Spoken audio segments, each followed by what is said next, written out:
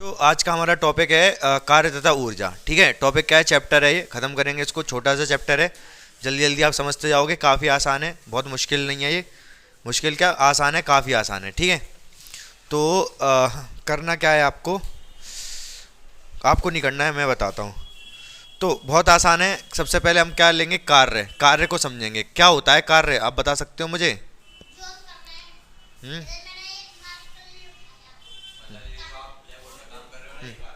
अच्छा, black board पे कर रहा हूँ, काम है, ये कार्य है। हाँ, ठीक है, हर चीज़ कार्य। अभी मैं कार्य कर रहा हूँ, दीवार दीवार में धक्का मार रहा हूँ। हैं, कार्य कर रहा हूँ कि नहीं? हैं, नहीं कर रहा। कार्य मेरा इस टाइम जीरो है। कैसे, मैं बताता हूँ, ध्यान से सुनते रहना मेरी बात को। तो कार्य की परिभाषा, सबसे पहले आपको कार्य की परिभाषा ही पूछ सकता है, तो कार्य की परिभाषा क्या बताओगे? अच्छा, बल तथा विस्थापन के गुणनफल को कार्य कहा जाता है। क्या? बल तथा विस्थापन के गुणनफल को कार्य कहते हैं। मतलब क्या है, F बराबर, ध्यान से देखो इधर, W बराबर F इंटू एस। यहाँ पर F क्या है, बल, और S क्या है, विस्थापन। बहुत ध्यान से मेरी बात सुनते रहो, चुपचाप कॉपी किताब ये जो भी कर रहे हो जल्दी फटाफट कर लो, फिर मेरी बात सुनते रहो। देखो, ये मार्कर है, मैंने इस पे बल लगाया, कुछ कार्य हुआ? अब हुआ? हुआ। जब तक वस्तु विस्थापित नहीं होगी, चाहे बल ही क्यों ना लग रहा हो, कार्य नहीं होगा। अभी मैं कह रहा था मैं कार्य कर रहा हूँ, आपने कहा हाँ, मैंने कहा नहीं, क्यों? क्योंकि बल तो लगा रहा मैंने, विस्थापन कुछ नहीं हुआ, दिखा कुछ नहीं, कार्य क्या हुआ? क्या होना चाहिए? हाँ, बिना बल के तो विस्थापन होगा ही नहीं ना, बिना बल के विस्थापन होगा नहीं, बल के, बल से विस्थापन हो सकता है। तो बल बल अगर लगेगा तो विस्थापन भी होना चाहिए, ऐसा मतलब विस्थापन, तो हम कह देते कार्य हुआ है। ठीक है, इसके बाद ध्यान से समझो, समझते रहो, नोट वोट बाद में कर लेना, इधर देखते रहो फटाफट। अरे इधर, तो कार्य ये हो गया। ये कैसी राशि, राशि कैसी है ये? अदिश। क्या लिख दिया मैंने यार, इसको हटाओ, इसको लो। ये राशि है भाई आपकी, राशि समझते हो क्या होता है? कुंडली। राशि अदिश राशि है ये, अदिश सदिश समझते हो क्या होता है? सदिश राशि जिसमें वेक्टर, जो जिनमें दिशा और परिणाम दोनों की आवश्यकता होती है, उनको सदिश राशि कहते हैं। अदिश राशि वे राशि जिनमें केवल परिणाम की आवश्यकता होती है, दिशा की आवश्यकता नहीं होती, अदिश राशि कहलाती हैं। कभी लिखवाया नहीं है मैंने? ठीक है, हाँ, मैम ने लिखवाया होगा ना, वही तो फिर। तो सदिश सदिश जानते हो या नहीं जानते हो? सदिश राशि सदिश होती है जिसमें दिशा की भी आवश्यकता होती है, उसे सदिश कहते हैं। अदिश जिसमें दिशा की आवश्यकता नहीं होती, उसे अदिश कहते हैं। नाम ही इसका अदिश, जिसमें दिशा की आवश्यकता ना हो। ठीक है, तो ये राशि कैसी है, अदिश। याद रखना इसको, सवाल जो जो मैं बता रहा हूँ वो सब सवाल हैं। एक सवाल तो ये हो गया कि कार्य किसे कहते हैं, आंसर आपके सामने है। एक हो गया कार्य का फॉर्मूला, W बराबर F इंटू एस, दूसरा सवाल हो गया। तीसरा सवाल राशि, इसकी कार्य की राशि क्या होती है? अदिश राशि होती है। याद हो गया ये। कार्य का मात्रक, कार्य को किस में नापते हैं कि इतना काम हो गया? 10, मान लो 10 काम हो गया, 10 क्या? जूल में। इसका जो मात्रक होता है जूल। क्या? जूल। मात्रक क्या होता है? जूल। एक क्वेश्चन और बन गया, कार्य का मात्रक क्या होता है? जूल। ये कुछ सवाल बन गए, यहाँ तक सारी बातें क्लियर है आपको, कोई दिक्कत नहीं है। मतलब क्या क्या मतलब है जूल का? जैसे हम जैसे दूरी है, दूरी कहते हैं 4 मीटर, 5 मीटर, 6 मीटर के 1000 मीटर चल के आया हूँ मैं, तो दूरी को मीटर में ही तो बताते हैं। ऐसी कार्य को किसे बताएंगे? जूल में। समझ गए मेरी बात को? ठीक है, मात्रक है, वही मैं बता रहा हूँ। जैसे मीटर क्या होता है, आप पूछो मुझसे मीटर क्या होता है? मात्रक एक, मात्रक एक, जैसे ऐसे कह सकते हैं कि बता दिया कि भाई मीटर में बोला जाएगा, मतलब दूरी बताई जा रही है। उसके बाद कुछ ना कुछ बताना, 10 कोई चला, 10 चला, तो 10 क्या चला? मीटर चला। समझ रहे हो ना मेरी बात को? तो एक मात्रक है ये। तो इधर ध्यान से समझो। एक एक क्या समझोगे आप, इस फॉर्मूले को समझते हैं। एक कोई वस्तु है, क्या है, इस पे मैंने 10 न्यूटन का फोर्स लगाया, कितने का, वस्तु विस्थापित होकर यहाँ आ गई, कितना आगे पहुंच गई, 2 मीटर आगे चल गई। कितना चल गई, तो बल कितना कार्य हो गया, कार्य कितना हुआ, 20। बहुत आसान सी बात, 10 इंटू 2 20। सही बात है, हिंदी में लिख दोगे, अब मैंने इंग्लिश में लिख दिया है। कार्य कार्य कितना हो गया, 20 जूल। कोई दिक्कत वाली बात नहीं है इसमें तो अभी तक आपको। उसके बाद आपसे पूछता है वो, एक सवाल ये पूछता है, 1 जूल कार्य किसे कहते हैं। क्या पूछता है, 1 जूल बराबर क्या होगा, ये बल का मात्रक क्या है, न्यूटन। 1 न्यूटन।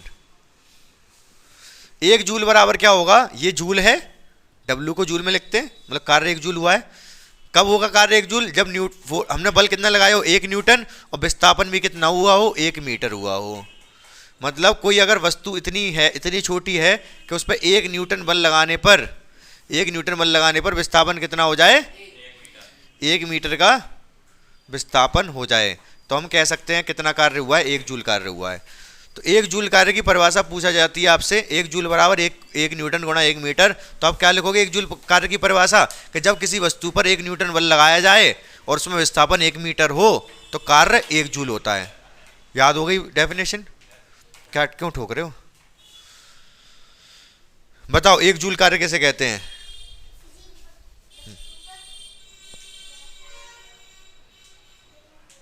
तुम बताओ, नोट कर रहे हो पता नहीं क्या, 1 जूल कार्य किसे कहते हैं।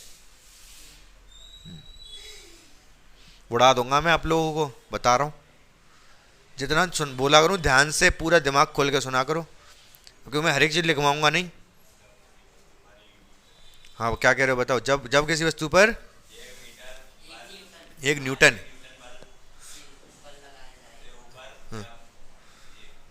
आप बताओ नीरज,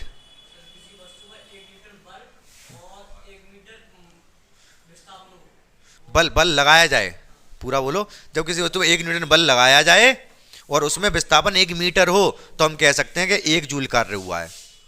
समझ में आ रही है, याद, हाँ और क्या, ये भी एक, ये भी एक, तो ये भी एक ही आएगा। तो ये किस में होता है, न्यूटन में, ये किस में होता है, मीटर में।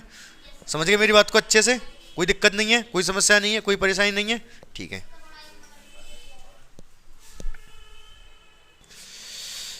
यहाँ तक बात आपको समझ में आ गई। कार्य मतलब जब भी कोई काम करेंगे हम जूल में नापेंगे, इतनी बात, ये सारी चीज़ें क्लियर है। जैसे मान लो मैं आपको पढ़ा रहा हूँ, मैं अगर आपको टेक्निकल लैंग्वेज में कहूँ आज मेरी पढ़ाने में 2000 जूल ऊर्जा व्यय हो गई, तो कुछ गलत नहीं है। ऊर्जा व्यय हुई कितनी, 2000 जूल। अच्छा लग रहा है सुनने में, मज़ा आ रहा होगा। अब लेकिन आगे ये समझो, धनात्मक, ऋणात्मक तथा जीरो कार्य, क्या समझना है, मतलब कार्य ऋणात्मक भी हो सकता है, जीरो तो हो ही सकता है, और ऋणात्मक भी हो सकता है। कैसे भाई, जीरो कब है, जीरो कार्य है, बल लगा रहा हूँ कार्य नहीं हो रहा, जीरो कार्य है, ठीक है। और कैसे हो सकता है जीरो कार्य, वो भी बताऊंगा। अभी मान लो जीरो कार्य समझाता हूँ मैं। रोहित अपनी आंख बंद करो, खोलना मत बिल्कुल भी, ठीक है। अच्छा खोलो, पहले खोल लो, ये मेरे हाथ में मार्कर है, ठीक है। अब आंख बंद कर लो, खोलो आंख, कुछ कार्य हुआ है, हैं, नहीं, ये कहना नहीं हुआ। अब आंख दोबारा बंद करो, पहले देख लो, यहाँ पे मैंने मार्कर पकड़ रखा है, पहले देख लो एक बार, ये देखो ये वाला मार्कर है मेरे हाथ में। अब आंख बंद कर लो, अब आंख खोलो, कुछ कार्य हुआ है, हैं, हुआ, ऊपर हो गया, कार्य किया होगा तभी तो ऊपर हो गया भाई, कुछ ना कुछ हुआ है कार्य तभी ऊपर हुआ। पहले वाले में जब तुमने आंख बंद करी थी, मैंने उसको उछाल के यूं किया था, ऊपर मैंने फेंका था, फिर नीचे आ गया, जहाँ था वहीं दिखा आपको, तो कार्य कुछ नहीं, आपको लगा कि कुछ हुआ ही नहीं है, एक्चुअल हुआ था बट कार्य जीरो था, क्योंकि जहाँ से वहीं आ गया वो। दूसरे वाले मैंने उसको उठा के ऊपर कर दिया, तो आपको पता चल रहा है कि हाँ कार्य हुआ है। समझ पा रहे हो, ऐसी विस्थापन शून्य हो जाता है, विस्थापन कभी कभी वस्तु का क्या हो जाता है, शून्य, तब कार्य जीरो हो जाता है। जैसे मैं ये कहूँ कि कुछ कार्य किया मैंने, किया है, ठीक है, विस्थापन हो गया, बल लगाया, विस्थापन हो गया, कार्य हुआ। अब कुछ मतलब दोनों को मिला के कुछ कार्य हुआ है, नहीं, जहाँ था वहाँ पर वहीं आ गया, यहाँ था यहीं आ गया, तो कार्य जीरो है। समझ गए कार्य जीरो क्या होता है? क्लियर है ये बात? जीरो कार्य का मतलब विस्थापन ना हो, सीधे सीधे समझो, विस्थापन शून्य हो। या फिर एक और कंडीशन में हो सकता है कार्य शून्य। मैं शुरुआत करता हूँ समझाने की आपको धनात्मक कार्य से। धनात्मक कार्य क्या होता है? जब विस्थापन बल की दिशा में हो, जब विस्थापन बल की दिशा में हो तो हम उसको धनात्मक कार्य कहते हैं। जब विस्थापन बल के विपरीत दिशा में हो तो उसको ऋणात्मक कार्य कहते हैं। जब विस्थापन ना हो या फिर विस्थापन और बल एक दूसरे के लंबवत हो तब शून्य कार्य होता है। मेरी बात दोबारा ध्यान से समझना। मैं ये कह रहा हूँ, इसको मैंने बल लगाया, इस पे इधर साइड लगाया, ये यहाँ पहुँच गया, कार्य कैसा हुआ? धनात्मक कार्य हुआ। ये इस पे मैंने बल लगाया, इधर आ गया ये। अब सोच लोगे ये इधर कैसे आ गया? बताऊंगा कैसे आ गया। ऋणात्मक कार्य हुआ है। बल लगा रहा हूँ इधर, इधर गया, ऋणात्मक कार्य हुआ है। इसमें मैंने बल लगाया लेकिन हिला नहीं, जीरो कार्य है। एक और कंडीशन में जीरो कार्य हो सकता है, इधर तो गया वापस यहीं आ गया तो भी जीरो कार्य है। मतलब कुल विस्थापन अगर जीरो है तो जीरो कार्य हो सकता है, और अगर हिले ही ना तो भी जीरो कार्य हो सकता है। और ऐसा भी हो सकता है कि कोई वस्तु है, आप इस पर ऊपर से बल लगा रहे हो और एक दूसरा एग्जाम्पल समझते हैं। इस पे ऊपर से अजय बल लगा रहा है, ठीक है। इधर से बल लगाया किसने? वंश ने। इधर से अजय लगा रहा है। ये वस्तु इधर आ गई, कुछ कार्य हुआ क्या? कार्य तो हुआ, लेकिन किसके लिए? वंश के लिए। अजय के लिए कार्य कितना हुआ? जीरो। क्यों? क्योंकि वो बल नीचे लगा रहा था, नीचे तो विस्थापन हुआ ही नहीं, नीचे गई नहीं, तो अजय के लिए कार्य जीरो है। अजय कार्य बल लगा रहा था, इस पे लगाया जा रहा है लेकिन नीचे नहीं जा रही। वंश ने बल लगाया, इधर चला गया, तो वंश का कार्य धनात्मक है और अजय का कार्य शून्य है। समझ रहे हो? शून्य है, ठीक है। और अब एक और आ जाओ, एक और ले आ रहे हैं। वंश इधर बल लगा रहा है, अजय इधर बल लगा रहा है। अब आया वेद प्रकाश। वेद प्रकाश मतलब मनीषी लिख दे रहा हूं, चलो मनीष आ गया। मनीष इधर से कोई बात नहीं, मनीष इधर से बल लगा रहा है, वंश इधर से बल लगा रहा है, अजय इधर से बल लगा रहा है। हैं? हुआ क्यों? ये जो वस्तु है इधर आ गई, वस्तु इधर आ गई, ठीक है।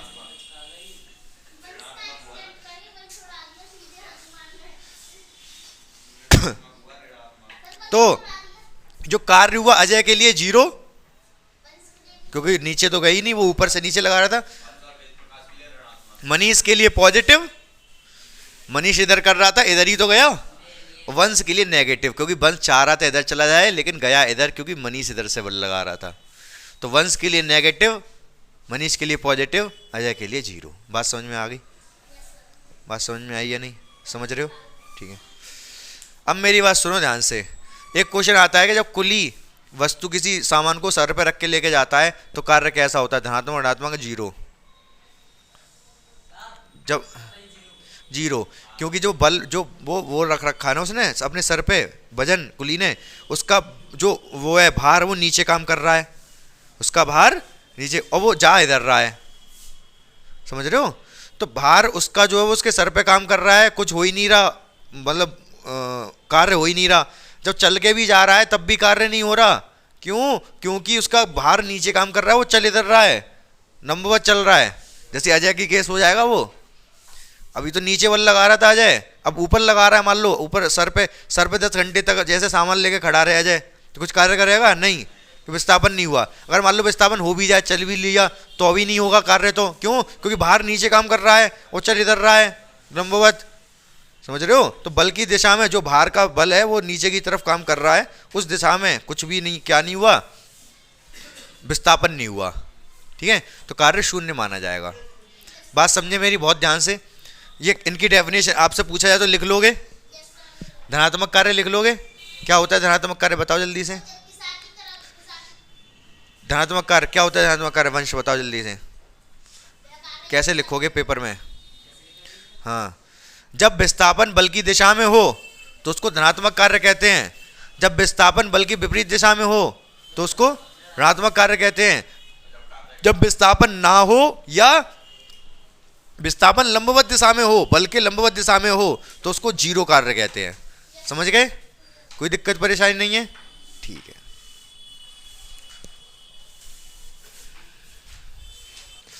कार्य खत्म।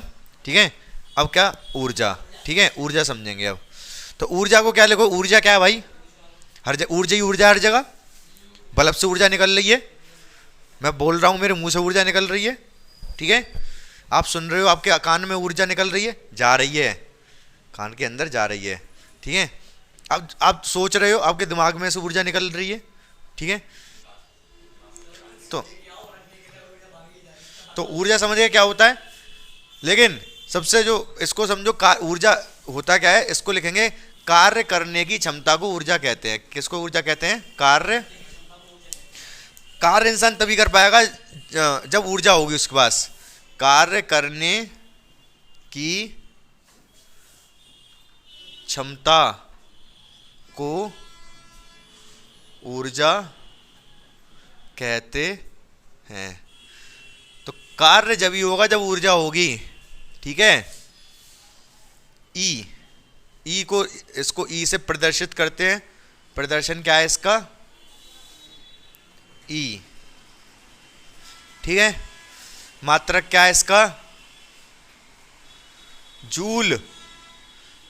इसका मात्रक भी जूल ही है मेरे भाई, क्योंकि क्या है, कार्य और ऊर्जा अलग नहीं है। हाँ, ई से प्रदर्शित करते हैं, इसे ई से प्रदर्शित करते हैं। कार्य का मात्रक जो है इसका, वो भी क्या है? जूल है, क्योंकि जो कार्य और ऊर्जा कोई अलग चीज नहीं है, जब कार्य करते हैं तभी ऊर्जा निकलती है। समझ रहे हो ना मेरी बात को? ठीक है, मेरे अंदर ऊर्जा है, मेरे अंदर ऊर्जा है, इसीलिए मैं ये कार्य कर पाया, इधर से इधर आ गया। अब इस मार्कर को रख दिया जाए, कह दिए अपने आप इधर से इधर नहीं आ पाएगा। ठीक है, अब अगर मैं इस मार्कर को फेंक के मार दूं, मैं कार्य करूंगा, फेंक के मार रहा हूं, तो इसमें ऊर्जा होगी, इसमें ऊर्जा होगी। जब इसमें ऊर्जा होगी तो ये कुछ कार्य भी करेगा। जब ये जा रहा होगा यूं करके, तब इसमें ऊर्जा होगी इसके अंदर, क्योंकि मैंने इसको ऊर्जा दी है। जब ऊर्जा होगी इसके अंदर, ये कुछ कार्य करेगा। क्या कार्य करेगा? जाके ये भाग रहा है, जब आपके सर पे लगेगा जाके, तो एक कार्य करेगा आपके सर को फोड़ने का। सर क्या कार्य करेगा? हाँ, सर भी कार्य करेगा आपके सर को फोड़ने का। हाँ, वो न्यूटन का थर्ड लॉ आप यहाँ ला रहे हो बीच में, कोई दिक्कत नहीं है। ठीक है, तो बात समझे मेरी बात को? समझ गए? तो कार्य और ऊर्जा अलग चीज नहीं है, इनको अलग मत समझना। पति पत्नी है, एक ही है दोनों, अलग नहीं है। ठीक है, राधा कृष्ण है, ये राधा को कृष्ण अलग नहीं समझते, कृष्ण को राधा से अलग नहीं समझते। ठीक है, तो ऊर्जा समझ में आ गया आपको? कोई दिक्कत नहीं है। अब ऊर्जा बहुत तरीके की होती हैं, तो विभिन्न प्रकार की ऊर्जाओं के वो लिखेंगे हम रूप। ठीक है, देखो मैंने कौन कौन सी लिख दी। ऊर्जा के रूप मतलब फॉर्म ऑफ एनर्जी, इंग्लिश में क्या बोलते हैं इसको? फॉर्म सुना है? Form of energy, form of energy, ये सीख रहे हैं हम। सबसे पहले मैंने क्या बताई? गतिज ऊर्जा, गति की वजह से जो ऊर्जा हो, इसको बोलते हैं काइनेटिक, KINETIC एनर्जी। स्थितिज ऊर्जा मतलब स्थिति की वजह से जो ऊर्जा हो। क्या? हाँ, स्थिति की वजह से ऊर्जा हो, समझेंगे अभी इसको। ये दोनों आपके सिलेबस में भी हैं। ठीक है, यही दोनों हैं। क्या बोलते हैं इसको? Potential energy, POTENTIAL, potential energy. फिर रासायनिक ऊर्जा, केमिकल एनर्जी। प्रकाश ऊर्जा, लाइट एनर्जी। ध्वनि ऊर्जा, साउंड एनर्जी। विद्युत ऊर्जा, इलेक्ट्रिकल एनर्जी। नाविक ऊर्जा, न्यूक्लियर एनर्जी, NUCLEAR, न्यूक्लियर, नाविक की वजह से ऊर्जा होती है ये। तो ये सब ऊर्जा के रूप हैं, इसमें से हमको दो ही पढ़ने हैं। कौन से? गतिज और स्थिति ऊर्जा। इसी को हम इसको देखते हैं कि कितना बड़ा तीरंदाज है ये, बाकी तो है तो कुछ नहीं वैसे ये। तो आसानी से समझेंगे इसको, बहुत आसान, बहुत ही ज़्यादा आसान चैप्टर है, इससे ज़्यादा कुछ आसान नहीं है। ठीक है, आसान भी है, थोड़ा थोड़ा मज़ेदार भी है। मज़ेदार क्यों है? क्योंकि वही सारे आसपास की चीज़ें ही हैं आपकी। सबसे लास्ट में इसमें एक आएगा कॉमर्शियल यूनिट ऑफ इलेक्ट्रिसिटी, मतलब एक यूनिट होती है जिसमें बिजली का बिल आता है ना। यूनिट, आपने बिजली का बिल देखा है कभी कि कितनी यूनिट लग आ गई? 10 यूनिट खर्च हो गई, कुछ यूनिट खर्च होती हैं, लगभग 100 यूनिट खर्च होती होंगी आपके घर में, तो उसके हिसाब से बिजली का बिल आता है। तो वो यूनिट देखेंगे, यूनिट क्या होता है वो। समझ गए मेरी बात को? ठीक है, तो इतना नोट करो आप, आगे बढ़ते हैं फिर हम समझते हैं गतिज और स्थिति ऊर्जा के बारे में। क्या हो गया? तो सबसे पहले हमें क्या समझना, गतिज ऊर्जा, इंग्लिश में काइनेटिक एनर्जी। तो क्या डेफिनेशन क्या बनेगी? आपसे पूछे है व्हाट इज गतिज ऊर्जा, मतलब गतिज ऊर्जा किसे कहते हैं। तो क्या लिखोगे इसमें?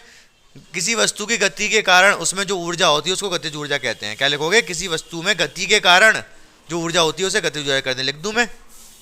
चलो लिख दे रहा हूं। तो क्या होता है, सीधी सीधी बात है, किसी वस्तु में गति के कारण जो ऊर्जा होती है गतिज ऊर्जा कहते हैं। इसका फॉर्मूला, इसको लिखते कैसे है? एनर्जी, और वो भी कौन सी? काइनेटिक, ई के लिखते हैं एनर्जी काइनेटिक, या फिर सिर्फ के ई लिख दो, कुछ भी बात लिख दो, ई के लिख दो या के ई लिख दो। काइनेटिक फॉर्मूला होता है इसका हाफ एम वी स्क्वायर। इस फॉर्मूले से हम किसी वस्तु की काइनेटिक एनर्जी, गतिज ऊर्जा को निकाल सकते हैं। ठीक है, तो देखो इसका प्रूफ भी करेंगे, प्रूफ भी आपके सिलेबस में है। मान लो कोई वस्तु है जिसका द्रव्यमान m है, ठीक है, इसमें हमने लगाया बल, कितना? F बल लगाया, लगाते रहे। F बल लगाते रहने की वजह से इस वस्तु m का पहले तो रुकी हुई थी, तो इसका प्रारंभिक वेग u तो 0 रहा होगा। F जब बल लगाया तो उसको जो वेग मिल गया वो मिल गया वेग, अंतिम वेग v मिल गया। क्या मिल गया? v। वस्तु का द्रव्यमान m है। ठीक है, हमें क्या निकालना है कि इसमें इसकी ऊर्जा कितनी है। इसमें जब इसमें वेग v आ गया तब इसमें कितनी ऊर्जा है वो निकालना है। जितनी ऊर्जा दी गई होगी, जितना कार्य किया गया होगा उतनी ऊर्जा होगी। इसमें जितना कार्य किया गया होगा उतनी ही ऊर्जा होगी। कार्य कितना किया गया इस पे कार्य कितना किया गया? विस्थापन कितना हुआ है? विस्थापन में मान ले रहा हूं s विस्थापन हुआ है। क्या मान ले रहा हूं? स्टार्टिंग में u 0 था, बाद में इसका v हो गया वो, लेकिन विस्थापन हो गया है s का विस्थापन हो गया। हमें पता करना है कि इसकी ऊर्जा कितनी हो गई इसके अंदर। जब वेलोसिटी v हो गई, वेग v हो गया, तो ऊर्जा कितनी है। तो मैंने क्या कहा अभी थोड़ी देर पहले आपसे, जितना कार्य किया गया होगा उतनी ही ऊर्जा होगी। कार्य कितना हुआ ये बता दो आप मुझे। तो यहां पर इतनी ये कंडीशन सारी समझ में आ गई, कोई दिक्कत नहीं है। क्या कंडीशन थी? जीरो वेग था, बल लगाया, F बल लगाया, इसमें वेग कितना आ गया? v आ गया। द्रव्यमान कितना है? m। तो मैं आपसे सीधे सीधे ये कह रहा हूं, जो इसकी काइनेटिक एनर्जी होगी, मतलब गतिज ऊर्जा, वो बराबर होगी जितना इस पर बल किया गया है, जितना कार्य किया गया है। काइनेटिक एनर्जी किसके बराबर होगी? जितना इस पर कार्य किया गया है, वर्क का फॉर्मूला क्या होता है? F into S. सही बात है, वर्क का formula F into S. F क्या होता है मुझे बताओगे जरा आप? F का फॉर्मूला क्या होता है? फोर्स। ma लगा दो, S की जगह पे क्या लगा दूं? हाँ, दो तरीके हैं। अब एक तो थर्ड इक्वेशन से कर लो, चाहे सेकंड इक्वेशन से। बुक में आपके थर्ड इक्वेशन दे रखा है, मैं सेकंड से ही बता सकता हूँ। सेकंड से ही बताऊँ? थर्ड से वैसे ज़्यादा आसान पड़ेगा जहाँ तक मुझे लग रहा है। वहाँ पे सब्स्टिट्यूशन सेकंड है, थर्ड से ही देखो आप। तो बहुत ध्यान से समझो मेरी बात को, इधर समझो। मुझे एस ही तो चाहिए, एफ की वैल्यू तो मैंने एम ए लगा दी, क्योंकि मुझे एम तो चाहिए था ना, फॉर्मूले में एम आता है। तो फोर्स, मुझे ये तो पता नहीं बल कितना लग रहा है, इतना जरूर पता है कि एम कितना है, द्रव्यमान पता है, और ए भी एक्चुअली पता है क्योंकि 0 से v हो गया। उसको फिलहाल अभी ए ही लिख कर रहने दो। फिलहाल मैं क्या कर रहा हूँ? तीसरी समीकरण लगा रहा हूँ, थर्ड समीकरण, जो कि क्या कहती है? v स्क्वायर बराबर u स्क्वायर प्लस 2as। यही तो है। हाँ, वो तो गुरुत्वाकर्षण के लिए है। अगर मैं यहां पर क्या कर रहा हूं, u मेरा 0 है तो v स्क्वायर बराबर क्या होगा? 2as। अगर u स्क्वायर 0 है तो ये क्या होगा? v स्क्वायर बराबर 2as। मैं एक काम करूँ, एस का मान निकाल लूँ, क्योंकि एस का मान ही तो रखना है। तो 2a को नीचे ले आओ, v²/2a किसका मान आ गया, एस का। ध्यान से समझ पा रहे हो आप। थर्ड समीकरण लिखी मैंने, v²/2s, v u 0 है, प्रारंभिक वेग 0 है, हटा दिया मैंने, v²/2s। मुझे क्योंकि s का मान चाहिए तो मैंने 2a को नीचे, यहाँ पर s का मान यहाँ लगा दिया, v²/2a। तो a से a कट गया, क्या बचा, 1/2 m बचा, और ये v² हो गया सिद्ध। समझे मेरी बात को।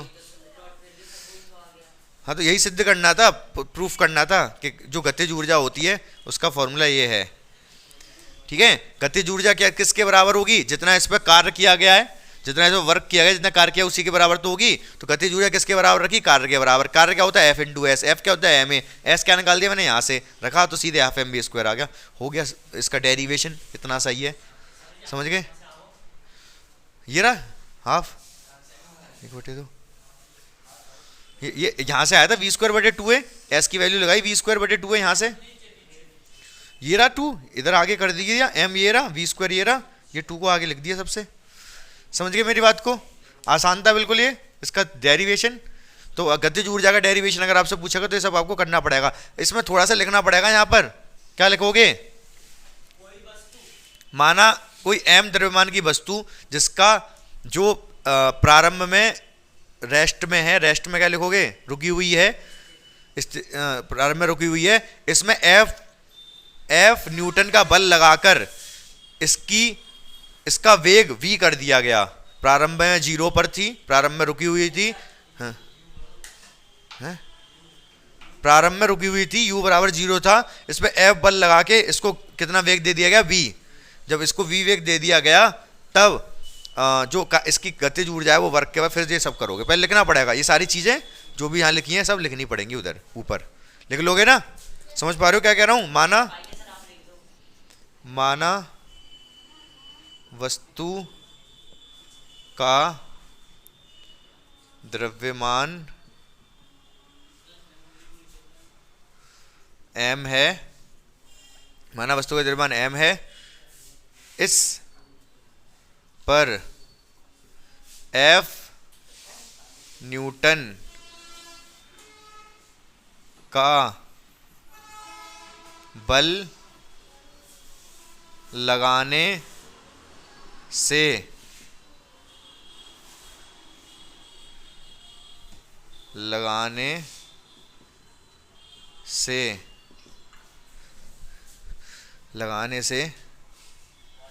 इसकी गति 0 से v। अब अपनी लैंग्वेज में लिखना है, मैं अपनी लैंग्वेज में लिख रहा हूं। पहले 0 थी फिर v हो गई, ऐसे भी जैसे पहले बोला था वैसे भी लिख सकते थे। प्रारंभ में वो रुकी हुई थी, बल लगाने से उसकी वेग भी हो गया। मैंने यहाँ पर इसकी गति बल F न्यूटन का बल लगाने से इसकी गति 0 से v हो गई तथा विस्थापन कितना हो गया, विस्थापन s मीटर हो गया। तब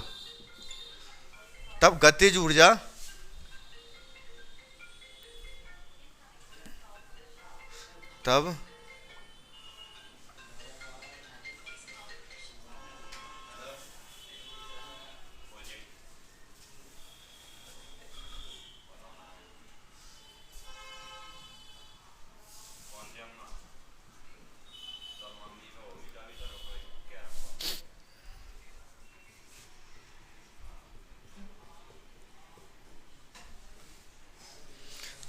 गतिज ऊर्जा E के बराबर वस्तु पर किया गया कार्य। फिर उसके बाद यही सब लिखना है आपको। तो अगला जो है स्थितिज ऊर्जा, क्या है, स्थितिज ऊर्जा समझना है हमको क्या होता है। तो होता क्या है पहले वो समझते हैं, फिर परिभाषा, फिर वही सब, कोई दिक्कत नहीं है। अभी ये जो मार्कर है इस पे स्थितिज ऊर्जा है, पूछो कैसे, स्थिर है, उड़ा दूंगा मैं। अभी तुम जमीन पर खड़े हो तो तुम्हारे अंदर ऊर्जा, स्थितिज ऊर्जा नहीं है, लेकिन जब आप उछल गए थोड़ा सा तो आपके अंदर जब ऊपर हो तब, ऊपर हो जब ऊपर की साइड थोड़ा, तो आपके अंदर, हाँ नहीं नहीं नहीं नहीं, विस्थापन नहीं, मेरी बात समझो ध्यान से। सीधे सीधे कंसेप्ट ये है। अच्छा मैंने आपको एक बात नहीं बताई थी, रह गई वो, कार्य work against gravity. Work against gravity मतलब गुरुत्वाकर्षण के विरुद्ध कार्य, गुरुत्वाकर्षण के विरुद्ध कार्य। बहुत ध्यान से समझना। अब ये मार्कर है, ये मार्कर है, ये अब मैं छोड़ दूँ तो अपने आप नीचे आ जाएगा। इस पर जब ये नीचे की तरफ आया तो इसमें विस्थापन हुआ भाई, ये जब ऊपर है, अभी यहाँ पर है, जब मैंने छोड़ दिया नीचे आ गया, विस्थापन हुआ। विस्थापन हुआ है तो कार्य भी हुआ होगा, हुआ है कार्य। अब कार्य जब हुआ है तो कार्य तो जब भी कोई बल लगता है तभी कार्य होता है। तो इस पे किसने बल लगाया, इस मार्कर पे? गुरुत्वाकर्षण ने। अभी तो गुरुत्वाकर्षण के विरुद्ध नहीं हुआ, गुरुत्वाकर्षण ने कार्य किया, गुरुत्वाकर्षण ने कार्य किया इस पर। समझ गए मेरी बात को? अब ये मार्कर मेरे हाथ में, मैंने उसको उठा के ऊपर कर दिया। गुरुत्वाकर्षण तो चाह रहा है कि नीचे आ जाइए, लेकिन मैंने गुरुत्वाकर्षण बल के विरुद्ध कार्य कर दिया। गुरुत्वाकर्षण बल के विरुद्ध, नीचे आता तो गुरुत्वाकर्षण कार्य कर रहा है, जब ये ऊपर आ गया तो गुरुत्वाकर्षण के विरुद्ध कार्य किया है मैंने। समझ गए मेरी बात को? समझ रहे हो? समझ रहे हो? ठीक है। तो अब बहुत ध्यान से सुनना मेरी बात को, मैं क्या स्थितिज ऊर्जा बता रहा हूँ। जब ये अब मान लो धरती पर है, दिखाई नहीं दे रहा होगा वीडियो में, लेकिन ये धरती पर है, अभी इसमें कोई स्थितिज ऊर्जा नहीं है। ये धरती पर रखा है मार्कर, तो इसमें कोई स्थितिज ऊर्जा नहीं है। जब मैंने इसको ऊपर उठा लिया तब इसमें स्थितिज ऊर्जा हो गई। पूछो कैसे? जब मैं इसको छोड़ूंगा तो ये किसी की नाक भी तोड़ सकता है, किसी की नाक नीचे आ गई तो थोड़ा बहुत लगेगी, ठीक है। कोई हैवी सी चीज ले लूंगा तो नाक तोड़ ही देगा वो। तो जब इसकी चीज को ऊपर उठाया जाता है तो ऊंचाई के कारण उसमें ऊर्जा बढ़ जाती है। तो उसको छोड़ेंगे तो वापस नीचे जाते टाइम ऊर्जा होगी उसमें। समझ रहे हो? मैंने इसमें स्थितिज ऊर्जा भर दी ऊपर लाके, जब इसको छोड़ूंगा तो इसमें गतिज ऊर्जा आ जाएगी, स्थितिज ऊर्जा गतिज ऊर्जा में बदल जाएगी। बात समझ पा रहे हो मेरी? थोड़ी थोड़ी आप समझ पा रहे हो? थोड़ी थोड़ी। दूसरा एग्जांपल लेते हैं। स्प्रिंग देखिए, स्प्रिंग खींच दूं मैं, जब खींच देता हूं तो उसके अंदर मैंने ऊर्जा भर दी। कौन सी ऊर्जा भर दी? स्थितिज ऊर्जा। इससे रुकी हुई तो है, गति तो हो नहीं रही उसमें। जब मैंने उसको खींच रखा है तो उसमें मैंने ऊर्जा भर दी है। कौन सी? स्थितिज ऊर्जा। जैसे ही मैं उसको छोड़ूंगा तुरंत वो भागेगा। क्यों भाग रहा है? कहाँ से आया उस पर इतना साहस? क्योंकि मैं नहीं दिया था उसको, मैं नहीं भरी थी उसमें ऊर्जा, तो इधर भागेगा। वो स्थितिज ऊर्जा किस में बदल जाएगी? भागेगा तो गतिज ऊर्जा में। ठीक है। अभी एक बताऊंगा, law of conservation of energy, ऊर्जा संरक्षण का नियम भी बताऊंगा। ऊर्जा हमेशा संरक्षित रहती है, केवल एक से दूसरे में बदली जा सकती है, नष्ट नहीं की जा सकती, बनाई भी नहीं जा सकती। समझ रहे हो? ऊर्जा को ना तो नष्ट किया जा सकता है, ना ही बनाया जा सकता है, केवल एक से दूसरे में परिवर्तित किया जा सकता है। ये भी हम पढ़ेंगे। अभी फिलहाल हम स्थितिज ऊर्जा पे आ गए। स्थितिज ऊर्जा आपको समझ में आ गई होगी। जब कोई वस्तु ऊपर की तरफ आ जाती है तो उसमें ऊर्जा भर जाती है, उसी को स्थितिज ऊर्जा कहते हैं। क्या? अच्छा, ऊपर ही आना जरूरी है क्या हमेशा स्थितिज ऊर्जा के लिए? ऊपर ही आना जरूरी है क्या? नहीं। मैं यहां से यहां आ गया, मैंने एक कार्य किया है, ठीक है। क्यों? क्योंकि मेरे अंदर ऊर्जा थी। कौन सी ऊर्जा थी मेरे अंदर? हैं?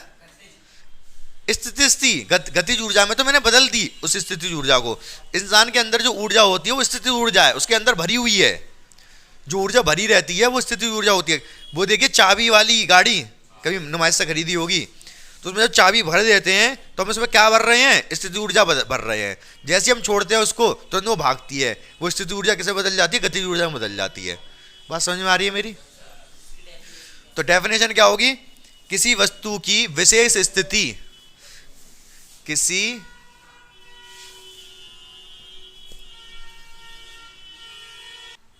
लिख लो, जो मैं बता रहा था वही लिख दिया मैंने, लिख लो इसको फटाफट। डिनोट किससे करते हैं? एनर्जी। कौन सी? P. P for potential. P for potential. क्या होता है इसका फॉर्मूला? mgh। mgh की देगी मिर्च, ठीक है। इसका भी हम करेंगे क्या? प्रूफ। क्या करेंगे? प्रूफ। अभी आपको हंसी आने वाली है, पूछो क्यों? मैं बताऊंगा अभी। पहले तो वही लिखना पड़ेगा, माना वस्तु का द्रव्यमान m है, माना वस्तु का द्रव्यमान m है, जिसकी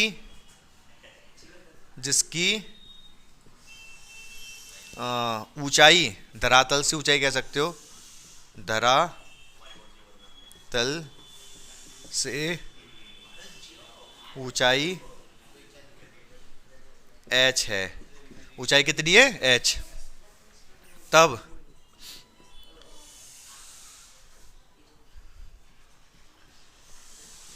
स्थितिज ऊर्जा बराबर, बहुत ध्यान से सुनो मेरी बात को, मैं क्या कह रहा हूं, कोई वस्तु यहां पर है, ठीक है, कोई वस्तु यहां पर है, जब इसको उठा के ऊपर की तरफ ले आया गया, जब इसको उठा के ऊपर की तरफ लाया गया यूं करके तो कोई कार्य करना पड़ा होगा, कोई कार्य करना पड़ा होगा, मतलब h ऊंचाई पे ले आए गए, ठीक है, कोई कार्य करना पड़ा होगा, तो स्थिति ऊर्जा बराबर कार्य, स्थिति ऊर्जा कौन सी, ई पी, कार्य कौन सा, ऊपर लाने में किया गया, ऊपर ऐसे ही लिखेंगे, ऊपर लाने में, तो ऊपर लाने में कितना कार्य किया हो गया, वही W into S, sorry F into S, F into S कार्य किया गया होगा, ऊपर लाए होंगे तो F इंटू एस कार्य किया गया होगा। इसमें बल कितना लग रहा था, किस बल के विरुद्ध लेके आए हैं इसको, बल कौन सा लग रहा होगा, गुरुत्वाकर्षण बल, गुरुत्वाकर्षण बल लग रहा होगा ना, ठीक, गुरुत्वाकर्षण बल कितना होता है,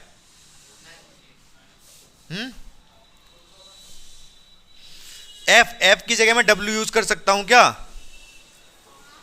W क्या है, भार, मैंने क्या बताया था, वस्तु का भार वही होता है जो उस पर गुरुत्वाकर्षण बल लगता है, तो F की जगह W यूज कर सकता हूं, भार मतलब ये वो बल नहीं है, भार है, और S की जगह H यूज कर सकता हूं, ऊंचाई कर सकता हूं, ऊंचाई, F की जगह W, S की जगह H में यूज कर सकता हूं, भार क्या होता है, भार का फॉर्मूला है mg, और H तो ये है ही है, हो गया डेरिवेशन, मैंने कहा था हंसी आएगी आपको, कितनी तेज तो हंस रहे हो अपने मन ही मन में, कह रहे हो हंसी नहीं आ रही, बल, बल क्या, इसमें बल लग रहा है कौन सा, गुरुत्वाकर्षण बल, ठीक है, क्या लग रहा है, गुरुत्वाकर्षण बल, गुरुत्वाकर्षण जो बल लगता है किसी वस्तु पर उसका भारी तो होता है, हमारे पास इस टाइम कितना बल लग रहा है गुरुत्वाकर्षण, जो हमारा भार है, तो F की जगह मैंने W भार लिख दिया, W मतलब भार, ठीक है, S की जगह मैंने ऊंचाई H लिख दी, विस्थापन कितना हुआ है H का, ठीक है, भार क्या होता है, भार का फॉर्मूला बताया था गुरुत्वाकर्षण में mg, और H तो H है ही है, ऊंचाई H, तो पोटेंशियल एनर्जी का फॉर्मूला है mgh, इस फॉर्मूले से हम क्या निकाल सकते हैं, पोटेंशियल एनर्जी मतलब स्थिति ऊर्जा निकाल सकते हैं, समझ गए। एक सवाल और बता दो छोटा सा एक ये एक वस्तु है जिसकी ऊंचाई कितनी है, इसकी ऊंचाई है मेरे भाई 20 मीटर, कितनी 20 मीटर, इस वस्तु का द्रव्यमान है 5 kg, कितना है 5 kg द्रव्यमान, तो इसमें कितनी स्थिति ऊर्जा है इस टाइम, है स्थिति ऊर्जा कितनी है इसके अंदर, हाँ ऊंचाई 20 है, ऊंचाई 20 है, द्रव्यमान m बराबर 5, तो कैसे निकलेगी पोटेंशियल एनर्जी, सभी लोग इधर ध्यान से देखो यार, m कितना है 5, g की वैल्यू 9.8, h की वैल्यू 20, तो 980 का को 20 20 5 100, अच्छा हाँ 980 आएगा, 980 क्या जूल, जूल ऊर्जा आ जाएगी, 980 जूल ऊर्जा हो जाएगी। अगर 5 किलोग्राम की चीज, कितने की 5 किलोग्राम की चीज को हम 20 मीटर ऊपर ले जाएं तो सोचो कितना काम करना पड़ेगा, 980 जूल काम करना पड़ेगा, समझ रहे हो मेरी बात को, आ गया समझ, ठीक है, तो हाँ एक सेकंड, तो मेरी बात यहाँ तक समझ में आ गई आपको, हमने क्या क्या समझा आज ये बता दो मुझे, काफ़ी सारे क्वेश्चन तैयार हो गए छोटे छोटे आपके, यहाँ छोटे ही क्वेश्चन बनता है ज़्यादातर इससे। सबसे पहले मैंने कार्य बता दिया, कार्य में धनात्मक ऋणात्मक और जीरो कार्य बताया, कार्य का मात्रक क्या बताया मैंने, जूल, कार्य का मात्रक जूल बताया था, ऊर्जा का भी जूल बताया। फिर उसके बाद ऊर्जा शुरू की, ऊर्जा शुरू की तो ऊर्जा मैंने बताया ऊर्जा होता क्या है, कार्य करने की क्षमता ऊर्जा होती है। कार्य कौन कर पाएगा, कोई मरियल आदमी कार्य कर लेगा, मरियल आदमी से काम कर दो नहीं कर पाएगा। तो ऊर्जा क्या होती है, कार्य करने की क्षमता को ऊर्जा कहते हैं। तो जिसके पास ऊर्जा है वही काम कर पाएगा, जिसके पास ऊर्जा है वही काम कर पाएगा। राशि, राशि क्या होती है इसके, राशि है अदिश, दोनों अदिश राशियां हैं, ठीक है। मात्रक इसका भी जूल है। फिर हमने क्या दो ऊर्जा, वैसे तो बहुत सारी ऊर्जाएं देखी, जैसे हम पढ़नी तो ही है, स्थितिज और गतिज ऊर्जा। गतिज ऊर्जा गति की वजह से जो ऊर्जा होती है उसको गतिज ऊर्जा कहते हैं, ठीक है। जब कोई जा रहा है आदमी भागता हुआ, उसके सामने कोई आएगा तो उड़ा देगा उसको वो, क्योंकि उसमें गतिज ऊर्जा है। गाड़ी के सामने आप खड़े हो जाओ तो गाड़ी आपको उड़ा देगी। क्या कह रहे हो, मैं गाड़ी को उड़ा दूंगा। तो जब आपके सामने, अरे सारे हॉर्न नहीं मान लेगा यार, जब आपकी गाड़ी चल रही होगी, जब कोई गाड़ी चलती है तो उसमें गति होती है, गति की वजह से ऊर्जा होती है। स्थिति ऊर्जा क्या बताया मैंने, कुछ स्थिति की वजह से जब कोई चीज़ ऊपर उठा ली जाती है तो गुरुत्वाकर्षण के विरुद्ध कार्य करना पड़ता है, कार्य करना पड़ता है किसके विरुद्ध, गुरुत्वाकर्षण के विरुद्ध कार्य करना पड़ता है। वही उसमें किसके रूप में ऐड हो जाता है, स्थिति ऊर्जा के रूप में। जब किसी चीज़ को ऊपर उठाते हैं तो उसमें स्थिति ऊर्जा के रूप में वो ऐड हो जाता है किसी वस्तु में। तो स्थिति ऊर्जा आपको समझ में आ गई। फॉर्मूला बहुत आसान था, फॉर्मूला लगा के हमने यहाँ पर 980 जूल ऊर्जा भी निकाली, स्थिति ऊर्जा समझ में आ गया। थोड़ा सा और चैप्टर रह गया, उसको कल करेंगे, सवाल करेंगे, चैप्टर खत्म करेंगे, ठीक है।